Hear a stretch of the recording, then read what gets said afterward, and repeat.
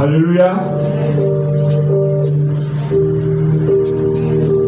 Église de Dieu, la sanctification est très très importante devant Dieu.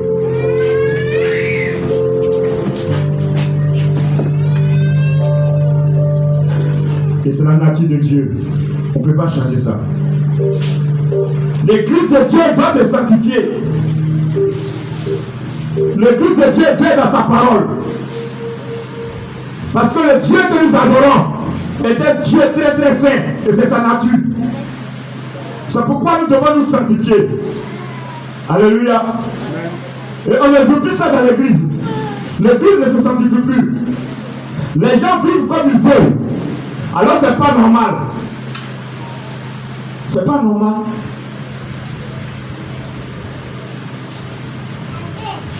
Au lieu que la sanctification doit régner dans la vie du peuple, c'est le péché. C'est pas normal. Alléluia. Nous allons prendre 1 Thessaloniciens 3, 4.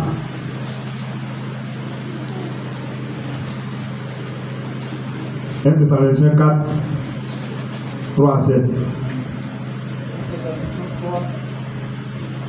3 à 7. Amen. Ce que Dieu veut, c'est votre sanctification. On va doucement. Il faut lire un peu fort. On répète. Ce que Dieu veut, c'est votre sanctification. On va doucement. On va doucement. Arrête-toi là. La Bible déclare ce que Dieu veut, c'est votre quoi? Je ne vous attends pas. Sanctification. Ce que Dieu veut, c'est votre sanctification. C'est tout ce que Dieu veut de toi. Le reste là, ça là, c'est pas un problème pour Dieu. Le reste là, ce que tu cherches là, tout ce que tu cherches, c'est pas un problème pour Dieu. Bénédiction que tu cherches là, tout ça là, c'est pas un problème pour lui. Dieu là, c'est pas un problème, avec ça. Mais il te dit ce matin, ce que je veux de toi, étant enfant de Dieu, c'est ta vie de sanctification. C'est tout ce que Dieu veut de toi. Si je te dis ce matin, quand quelqu'un se sanctifie, le ciel est ouvert pour lui. Il te dit la vérité. Quand quelqu'un se sanctifie, le ciel est toujours ouvert pour lui. Parce qu'il est agréable à Dieu. Le ciel est ouvert pour lui quand quelqu'un se sanctifie.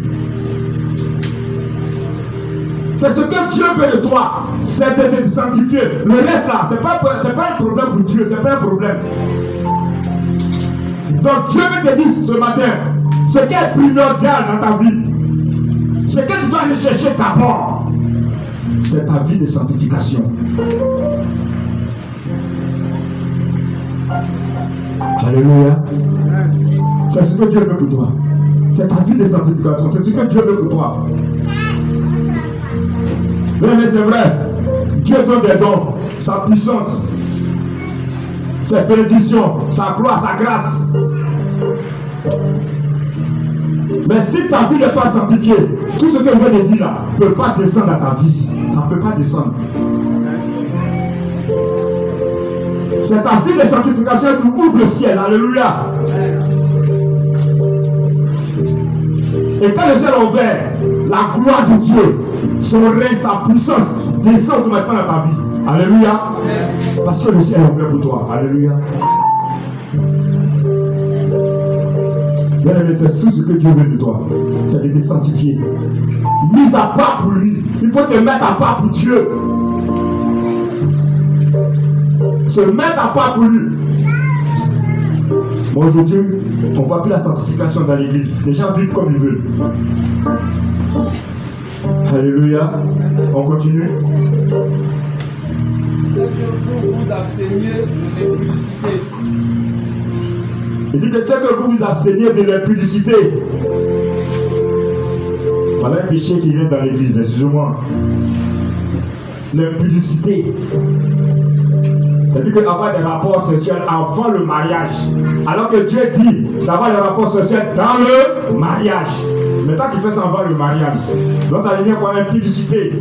La Bible déclare que celui qui vit dans l'impudicité pêche contre son propre corps.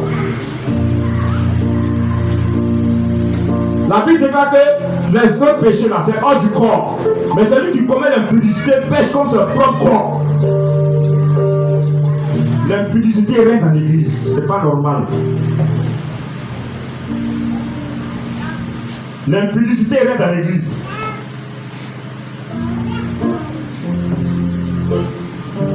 Des jeunes gens, excusez-moi du terme, mais c'est la parole de Dieu prêche. Des jeunes gens qui couchent avec des sœurs dans l'église. C'est pas normal. Il n'y a même pas mariage.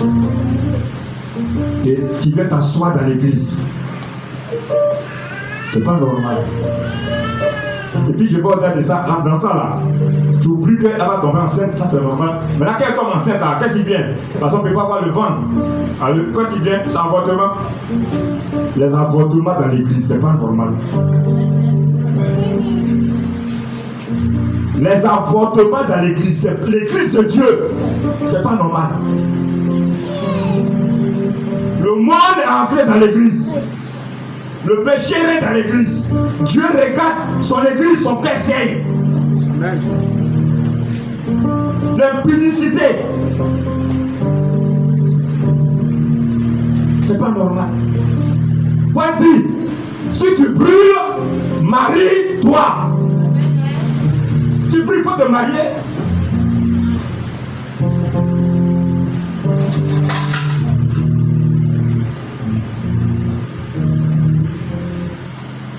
Alléluia. Et ça, c'est pas normal. C'est pas normal. Tu es un frère dans l'église et tu couches à les sœurs de l'église. C'est pas normal. C'est pas normal. Là, quand elle tombe enceinte, c'est avortement. Avortement. Ça aussi, c'est un péché. Et le péché est dans l'église. Et c'est pas normal. Alors que tu adores un Dieu qui vit dans la sanctification. Tu adores un Dieu qui est très, très, très saint. Et c'est sa nature. On ne peut pas changer ça. Dieu sait. L'église doit se sanctifier. L'église n'a pas l'engagement de se sanctifier. Parce que Dieu sait. Dieu regarde son église. Son Père saint. Alléluia. C'est pas normal. Tout ce qui se passe dans le monde rentre dans l'église. C'est pas normal. Des sœurs qui viennent à l'église, leur façon de s'habiller, tu sens qu'elle est venue pour séduire les gens dans l'église même. Sa façon de s'habiller là, tu sais qu'elle est venue pour séduire les gens. C'est ceux qui sont dehors. C'est plus sont dehors. Et puis tu viens à tout Dieu et ça. C'est pas normal. Ça, c'est séduction. Tu es venu séduire les gens.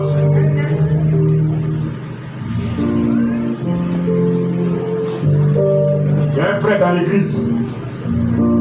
Mesdames, nous sommes en train de prêcher. Dieu est en train de parler. Alléluia. On acclame encore le Seigneur. C'est pas normal. La façon de t'habiller. Ça veut dire que tu ne viens pas adorer Dieu. Tu ne suis pas Dieu. Ça veut dire que tu es venu pour séduire les gens dans l'église. Alléluia. Tes sons sont dehors. Tes culs sont dehors. Et tu viens adorer Dieu avec. C'est pas normal. Ta façon d'habiller doit changer.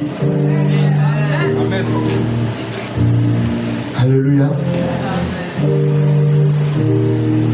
C'est pas normal. Mais nous étant enfants de Dieu là, c'est nous on doit changer la société. La société, c'est nous qu'on doit les changer. C'est nous on doit les changer par nos comportements. Il y a très très longtemps de cela, j'ai lu un journal chrétien, mais j'étais encore très très jeune. On appelait ça le dénonciateur, un truc comme ça. Voilà, j'étais très jeune. J'étais encore très jeune. Mais j'aimais ça, parce que dénoncer le péché, voilà, le péché, les œuvres du diable. Mais il y a très très longtemps de cela. Bon, j'ai lu une histoire. En tout cas, on ne fait pas de la publicité. J'ai lu une histoire, une sœur. C'est une sœur en Christ. Elle était diaconesse dans l'église. Elle était zélée pour le Dieu. Dans l'église, là, waouh. Elle est zélée. L'évangélisation. Elle était mariée. Mariée 3 enfants. Bon, son mari et puis elle, bon, par rapport aux enfants, ils ont pris un maître de maison. Un jeune. Le soir, il venait enseigner les enfants. Le soir, il venait enseigner les enfants. C'est dans ça là. Elle s'est livrée entre les mains du jeune. C'est pas pour. Mais c'est pour dire. C'est pour qu'on se fortifie que j'ai dit ça. Alléluia. Elle s'est livrée entre les mains du jeune. Elle se donne rendez-vous. Je ne sais pas si ça s'est passé à Cocody, mais à longtemps de cela. Parce que quand ça se passe à Cocody, maintenant, ils vont chanter ensemble. J'avais Bakoli très loin de Cocody. Alors qu'elle ne savait pas que l'hôtel où elle partait avec le jeune là, c'est ça que quand tu es dans le quartier, tu as toujours un camarade voisin, tu as un voisin, toujours un voisin. Donc le voisin, lui, il travaille près de l'hôtel. Maintenant, un soir, il passait. Il voit la femme, elle est le jeune qui sort de l'hôtel. Il regarde, il dit non, ça ne peut pas être elle. Quand ça veut elle, c'est la jeune chrétienne.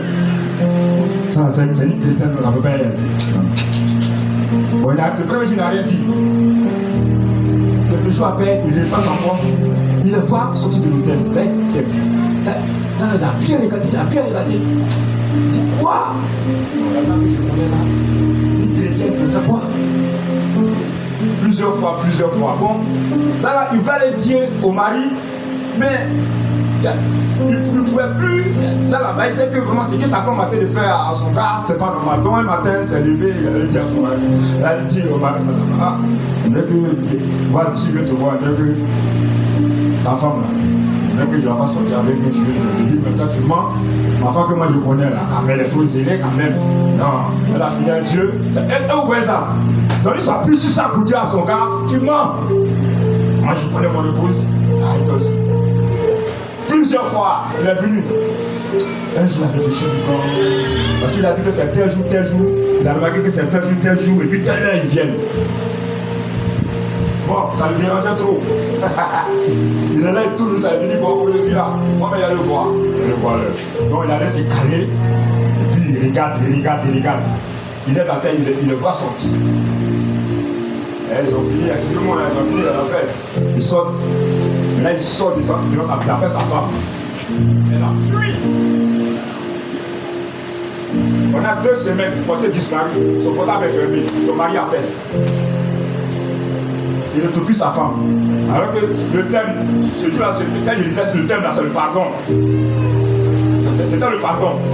Mais j'ai pris ça passer vers la dureté dedans. Donc, pendant 2 semaines, elle est portée disparue. Il appelle sur son portable, ça ne sonne pas. Lui, il a passé en peur. Et il a dit que non, que si on voit sa femme, elle quand il parce que lui pardonne tout ça. Vous voyez où le péché amène? Le péché détruit une vie. Ça détruit sa vie conjugale. C'est parce qu'elle avait un mari